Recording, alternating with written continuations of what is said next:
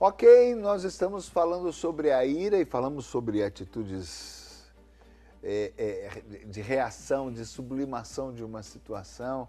E eu vou voltar no tema de ser impetuoso, que a gente terminou no bloco anterior, porque quando é uma situação que dá tempo da gente pensar e vai voltar a se encontrar com a pessoa, é algo que a gente tem um intervalo para a gente fazer uma digestão, chegar a uma conclusão, né, sublimar de alguma forma, pensar numa atitude que traga frutos, né, que seja produtiva para a gente naquela situação. Mas, às vezes, Yuri, a gente teve um dia frustrante e a gente nem sabe por que está angustiado. Eu estou por aqui, né? E basta alguém de novo te cutucar em casa, né? Uma esposa, coitada das esposas, padre. Né? A esposa faz um comentáriozinho infeliz e você já pega a metralhadora e acaba com todo mundo e joga uma granada em cima para exterminar de uma vez. Né?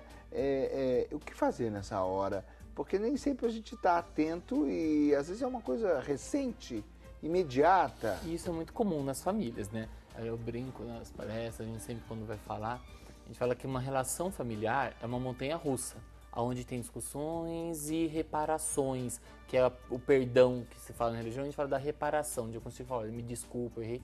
Mas quando a pessoa está muito angustiada, o modo comum de se pedir ajuda, às vezes é com essa agressão, essa coisa que a gente transfere, como o padre falou no bloco anterior, essa transferência, a gente joga na pessoa, e muitas vezes na pessoa que a gente mais ama, né, que está mais próxima da gente, a gente joga todo esse sentimento ruim. E sim, a gente começa jogando isso porque a gente não está consciente nesse momento do que realmente está nos incomodando. E aí vem onde eu trabalho com as famílias, de poder aprender a ouvir. Isso é normal. É normal isso, eu tô angustiado e aí eu vou e jogo. O adolescente chega angustiado em casa e batendo porta e pá! Isso. E a mãe chega e fala assim, filho, o que foi? Nada, pô, não sei o quê, eu não aguento mais minha vida tá horrível. Isso é angústia.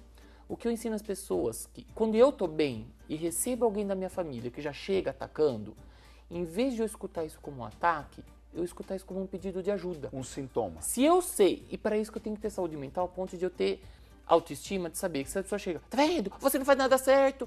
Mas eu sei que não é verdade isso. Então eu também sei que a pessoa também acha isso. E que deve ter algo por trás que ela tá querendo me dizer e não consegue. Então nessa hora eu fecho minha boca, quem foi? E escuto. E aí é o dom da palavra. E a pessoa vai atacar. Então o filho adolescente, eu odeio minha vida, eu não aguento mais, eu não sei porque eu tenho que ir pra escola, meus amigos não me amam, eu não sei, blá, blá, blá. E vai ficar às vezes 1, 2 horas falando um monte de coisas que são as reclamações comuns, que se eu não interromper, ele vai poder chorar e de repente falar, poxa, na escola ninguém gosta de mim. E aí ele vai poder conseguir falar o que angustia. É isso que eu ia comentar. É engraçado que essa reação, até a gente como marido, que teve um dia ruim, está na rua, e quando você estoura e que a esposa silencia, você vai, no meio do seu estouro, você vai percebendo que não tem sentido o que você está fazendo. Vai cair a ficha, aí você fala, peraí, desculpe. E aí cai a ficha do que realmente incomodava. Pô, eu tô com medo que eu não seja bom trabalho, será que eu vou ser mandado embora? Ou eu fui exigido de uma coisa que eu não sei se eu vou dar conta e agora eu tô angustiado. E aí você consegue falar, e aí o que é importante para manter... Essa explosão foi um momento de ira. Sim. Um momento de... né? Que é do angústia. E angústia é medo. Você percebe que daí quando eu falo, aí eu consigo até chegar e fazer a reparação e falar, desculpa, eu não devia ter gritado com você, mas realmente eu estava muito angustiado. E aí você percebe que eu estava com medo de uma situação do trabalho, medo de não ser bom, sem não dar conta. E aí eu consigo manter a saúde familiar, desde que a pessoa que quando teve esse momento de ira, possa fazer essa reparação, esse perdão. Olha, me desculpe, eu sei que eu errei de descarregar em você, obrigado por me ouvir, porque agora eu percebi que a minha dor era outra e não fruto do relacionamento. Isso é a gente poder ter esse relacionamento. Eu ter alguém que eu possa descarregar quando eu tô ruim e a pessoa poder fazer isso quando ela tá ruim. Então você chegar em casa bem do trabalho, a esposa, você não sabe que dia eu tô, você não tava aqui, você não sabe que eu sofri e os filhos não sei o quê. O contrário, né? Isso é a troca afetiva normal. Desde que tem um limite aonde eu possa descarregar sem perder o respeito. Sem eu começar a entrar em palavras depreciativas, você aí fala palavrões que a gente não pode falar na televisão. Então, ou seja, eu mas poder há um descarregar uma raiva aprendizado. sem... Há um aprendizado. Deixa eu colocar aqui, defendendo um pouquinho, né, trazendo para a normalidade todos Isso. nós. Há um aprendizado. A gente, no início do casamento, a gente nem sempre está consciente dessas coisas e a gente se agride e também nisso, né, com o passar dos anos ou dos meses, a gente vai percebendo que não tá adiantando se agredir. E aí a gente começa a buscar, né, o que está acontecendo? Aí vem a questão, né, o pessoal fala, a crise do tal ano, a crise não sei. Você começa a buscar respostas.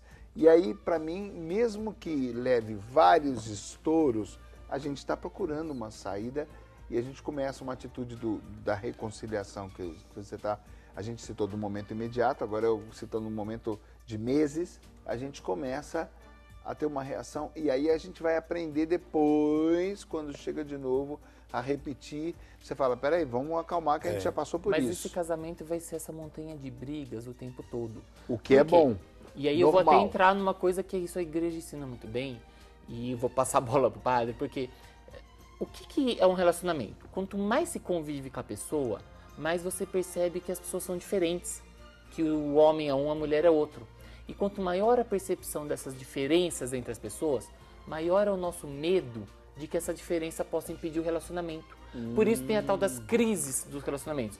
O que é crise no relacionamento? Agora, quando você fala tanto do medo, esse medo que você coloca, ele é aquele medo de preservação, é o saudável. O medo de perder a pessoa que eu amo. Perder a pessoa que eu amo. Você percebe? O que é a crise do relacionamento? É quando eu começo a ver essa diferença, eu tenho medo de perder aquilo que eu desejo, que é um relacionamento. Então, medo de perder o meu desejo. E aí eu vou ter que... E você falou de um aprendizado. O aprendizado que você está querendo dizer, se eu puder traduzir para os colegas, é eu estou aprendendo a lidar com a diferença. Aprendendo que minha esposa pode pensar diferente de mim e a gente pode conviver apesar das diferenças. E aí o que a igreja ensina nós vemos todos nós como irmãos. Ou seja, eu não preciso ser igual para conviver. Eu posso torcer para um time e você torcer para o outro e a gente viver junto. Eu posso ser de um gosto e você de outro e a gente poder ver junto. Eu posso ser homem e gostar de assistir futebol e ela ser mulher e gostar de fazer unha e eu poder respeitar isso, porque essa foi a escolha que eu fiz. Eu não preciso gostar para conviver, não preciso ter o mesmo gosto. A gente não precisa ser igual. Exato. Eu gostaria também de salientar a importância do silêncio nos contrastes. Quando uma pessoa, né, chega em casa alterada, com ira pelo que aconteceu durante o dia,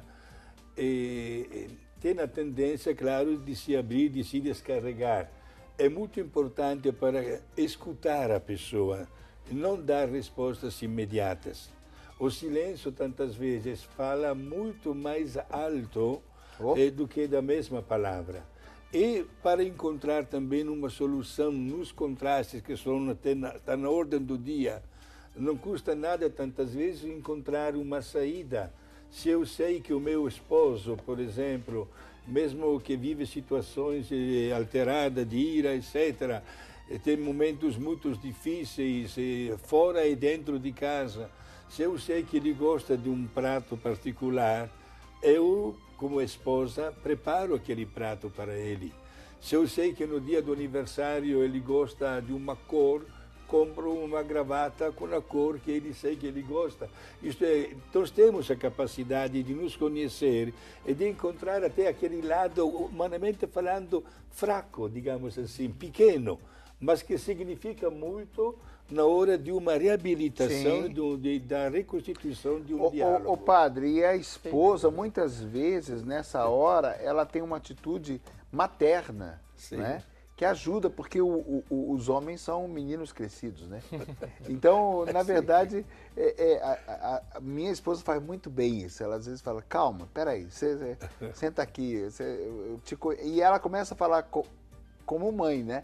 Aí você fala, nossa, ela me entende. Então, isso arrefece, acalma, e você consegue, volta à história, você consegue traduzir. É por causa disso que eu tô nessa situação. E você acabou de falar das diferenças, ó. A mulher, ela vem com o instinto materno, Exatamente, porque ela é aquela que tem que compreender os filhos, compreende o marido. E o marido é um pouco mais, falou, menino crescido. O homem tem essa tendência um pouco mais impulsiva, explosiva. Porque se a gente for pensar em termos animais nossos, sem pensar do nosso lado humano, há 15 mil, 20 mil anos atrás, se vivia na caverna e eles não tinham assim toda essa maturidade que a gente tem hoje. O homem é aquele que caçava, buscava comida, então era aquele explosivo, para que a mulher fosse a acolhedora da família. Então, e são essas diferenças que mantêm o casamento também. Porque se os dois forem iguais, a família não sobrevive. Você percebe? Eu costumo dizer nas palestras, eu acho que a gente está falando aqui da raiva, da ira, e eu sempre falo nas palestras assim, qual que é o oposto do amor? Qual que é o contrário de amor? E a gente cresceu ouvindo dizer que o contrário de amor é a raiva, o ódio. E eu falo, não. Às vezes a gente tem raiva da pessoa que a gente mais ama, exatamente porque tem medo de perder. Tem raiva do meu filho quando ele não obedece, porque eu tô com medo de que ele não cresça bem. O oposto do amor é uma doença muito séria que atinge a sociedade hoje, que se chama indiferença, quando eu não me importo. A gente fez um programa aí anterior, 2 semanas atrás, sobre a avareza, em que a gente fala dessa generosidade, doar. E o que é o mal da sociedade hoje? A indiferença. Quando eu vejo uma pessoa em sofrimento, não me importa. Quando eu vejo meu filho que está lá saindo e vai para as baladas e eu não sei que hora vai, que hora volta, se ele está usando droga ou não, e o pai fala, tô nem aí. Isso é a doença. É quando eu não tenho mais medo de perder a pessoa que eu amo. É quando eu sou indiferente. E aí, às vezes, eu trato até bem. É por isso que o amor... O pessoal fala que o amor e o ódio andam juntos. Você percebe por quê? Porque o amor... Quando que eu tenho uma relação afetiva? É quando eu, junto com o amor, eu tenho medo da perda. O amor e o medo andam na mesma intensidade. E esse medo traz a raiva, traz esse ódio, porque eu tenho medo de perder a pessoa e por isso eu fico com raiva. E a minha reação é, botar entre aspas, é de ira para não perder a pessoa. É por isso que, do ponto de vista catequético, os 7 pecados capitais levam como consequência exatamente de reação para evitá-los a fortalecer a caridade. Todos. Certo? Isto é, estamos falando da ira, falamos também da avareza, falaremos também de outros pecados, mas encontraremos exatamente no verdadeiro amor a solução ideal para vencer essas tendências, essas paixões. Que a generosidade... Fala. Que é exatamente para não cair na indiferença. A campanha da verdade, essa caridade, é para que a gente não se torne indiferente frente ao sofrimento do outro. E aí a gente pode manifestar, eu ia falar do silêncio que ele exemplificou, dessa acolhida do outro generosa. Sim. Ele também gostaria de responder à altura, né? Mas ali ele usa de generosidade. Peraí, calma. E o silêncio e o jeito que você dá uma resposta diferente traz, né, a solução, né, Yuri? Exatamente. É eu poder perceber que frente àquele sofrimento do outro, que às vezes está até me atacando, eu poder ver como um sofrimento e ver que ele precisa de mim para melhorar. Você percebe que para isso a pessoa tem que ter uma autoestima muito boa. Então, nessa situação que você falou, sua esposa tem que estar com uma autoestima muito boa para perceber que aquele sentimento que você trouxe não era para ela.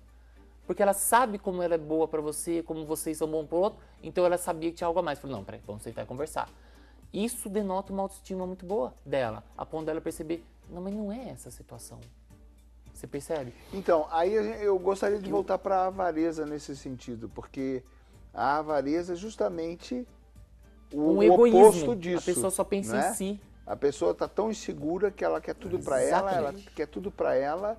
Que fica esse egoísmo. Não é porque ela se acha tão boa, é porque ela se acha tão ruim que ela precisa tudo para si e não consegue enxergar o outro. É isso que ele falou que a igreja tenta colocar, sempre coloca, enxergue o outro, para que a gente não caia nessa baixa autoestima. Se eu enxergo o outro é porque eu já me sinto bem comigo.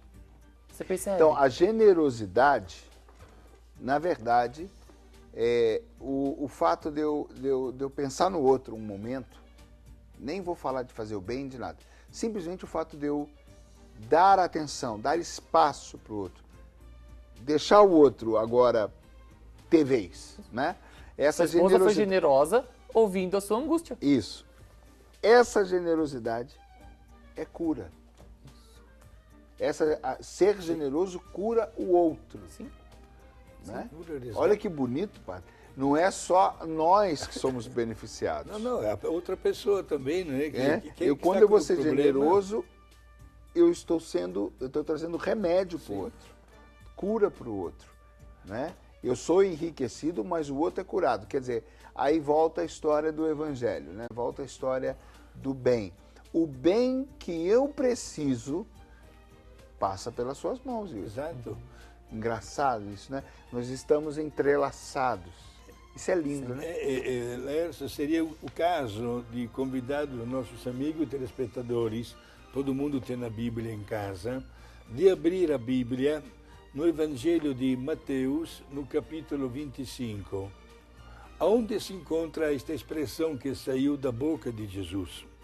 E tomara que isso aconteça para todos nós, Senhor, né? Na hora que terminará a nossa caminhada na terra, nos apresentaremos diante dele, de Deus. Ele dirá, e tomara que diga isso para cada um, né? Vinde benditos, porque estive com fome, com sede, sem roupa, de passagem, na cadeia, doente. E você me visitou, me alimentou, cuidou de mim, me vestiu, me hospedou. E nós perguntaremos para Deus Pai, mas quando foi que tudo isso aconteceu? Ele responderá, são palavras de Jesus, todas as vezes que vocês fizeram isso para qualquer um dos meus irmãos lá na terra, foi para mim que vocês o fizeram. Padre, deixa eu usar aqui para contextualizar ou complementar ou responder o que a gente estava falando. Ou seja, muitas vezes a esposa está acolhendo o marido cativo de uma situação, oprimido por uma situação, né? Ou o contrário que a gente colocou, o marido chega em casa e a mulher está explosiva que você colocou, muitas vezes ela está nessa condição do evangelho, sem voz, sem vez, não necessariamente só uma pessoa da sociedade ou só o pobre financeiramente falando, mas ao nosso redor acabou essa caridade, né? Porque como as pessoas estão cada vez mais vivendo os seus mundos, a própria família está um bando de pessoas morando cada um no seu quarto, egoístas, e ninguém mais é generoso, ninguém mais acolhe, e ninguém mais é acolhido. E nem convive. E nem convive. Tá virando uma doença social isso, né, Yuri? Porque é só o prazer de cada um. Cada um no seu quarto com a sua televisão, porque eu não consigo abrir mão de assistir o que eu quero para hoje assistir o do outro e depois fazer a troca, você percebe? Então, não, agora a gente assiste o que você quer, depois assisto o que eu quero. Agora eu abro mão do meu tempo para brincar com você, depois você abre mão do tempo para me ajudar. Eu abri mão do meu momento de ficar em silêncio para ouvir a sua angústia e no outro dia vamos ser o contrário. É viver essa troca. Não, hoje a gente vive num mundo onde cada um tem que pensar no seu bel prazer, sem pensar que o que você falou, que um está intrínseco ao outro, que o meu prazer também está intrínseco ao prazer do outro, que a minha convivência para o meu bem-estar tem que estar com o bem-estar do outro. Eu te dando prazer, eu terei prazer. Isso. Eu, aceitando as regras da sociedade, que eu não posso fazer barulho depois das 10 da noite, eu também vou ser beneficiado do dia que eu precisar descansar e o outro não vai poder. Você percebe? Eu faço sacrifícios por uma boa convivência entre todo mundo. Não onde pensar só no que é bom para mim. Eu serei beneficiado. Exatamente. Mas eu queria concluir assim. A gente falou tanto da atitude diante da ira, uma resposta boa. Então, se você não assistiu o programa desde o início, volta no site depois, né, a sugestão, né, e vai olhar o que a gente disse antes, porque tudo que a gente está concluindo nesse bloco aqui serve de resposta boa para momentos de ira. Para uma reação que é normal, ou seja, o sentimento normal, e a gente tem que ter um comportamento adequado frente a uma reação normal. Um comportamento adequado. A gente está aqui sugerindo vários comportamentos adequados, né, para as reações normais de uma pessoa que chega em casa e está por aqui, né? Um marido, um filho, né? Uma atitude, até alguém no trânsito ou um colega de trabalho, não é? Então a gente pode ter essa generosidade, quando você citou, né? É Freud que você citou, né? De sublimação, isso. Né? Que naquele momento pareceu ainda pouco. A gente que não é psicólogo, né, padre? Eu quis traduzir o mais claro possível para quem está em casa, e eu acho que agora ficou muito claro, né? Tudo que a gente está falando são atitudes concretas, muito comuns a todos nós, de responder de maneira diferente a uma reação do outro diante da sua insatisfação, da sua angústia. Para a gente não cair em nenhum dos extremos, nem da agressão física, da violência, nem da passividade ou, como eu falei, da indiferença. Você percebe? Se a gente puder lidar com isso, eu não vou ficar nem indiferente e me afastar das pessoas. Eu nem preciso me anular. Exatamente. Você percebe? Se eu puder lidar com o fato de que eu posso ter raiva de alguém que eu amo, eu vou perceber que isso é um medo. E vou poder ter uma atitude adequada para que eu não me torne indiferente e fique com a pessoa. Ah, ele achou bravo? Ah, então eu quero saber, Dan, ele que se dane, eu não quero saber dele. E aí isso acaba com o relacionamento. O que causa as separações de casal? Não são as brigas. A não ser quando tem violência, pessoa que tem transtornos, eu estou falando de patologias. Em casais normais. Quando que eles separam? Não é quando eles brigam. É quando eles desistem de brigar. É quando eles desistem e falam, quer saber, eu não aguento mais. Aí acaba. Ou seja, quando eu começo a me tornar indiferente. Enquanto eu estou disposto a batalhar pelo casamento, não, vamos sentar e vamos resolver, o casamento se mantém. Ah, que bonito, padre. É justo. Até o ponto, inclusive, que o casamento, diante de Deus, não é um contrato, mas é um sacramento. Isto é, uma presença muito mais marcante de Deus que dá ajuda necessária para enfrentar também os ventos contrários que acontecem. E está na oração, né? E está na celebração, né? Como o Yuri colocou também, eu não desisto de lutar, ou seja, na alegria, na tristeza, na saúde e na doença. São frases que nós sabemos até de cor, né? Mas Deus também não briga quando dá esta força, porque se sabe que o casamento não é somente uma lua de mel. Vão soprar os ventos contrários, os desentendimentos, as brigas, as dificuldades, mas temos que ter a força de enfrentá-las, não de uma maneira passiva, mas encontrar um equilíbrio através do uso das qualidades que Deus nos dá. Colocamos agora a mansidão. Padre, tudo isso que a gente colocou também, tudo que o está exemplificando aqui, é muito bom também para a gente pensar na família como um todo. Porque hoje se denigre tanto a família, porque família dá trabalho. É tanto porque família você tem que lutar, tanto porque você tem continuamente que discutir. Mas é exatamente aí onde está. Sacrifícios que valem a pena.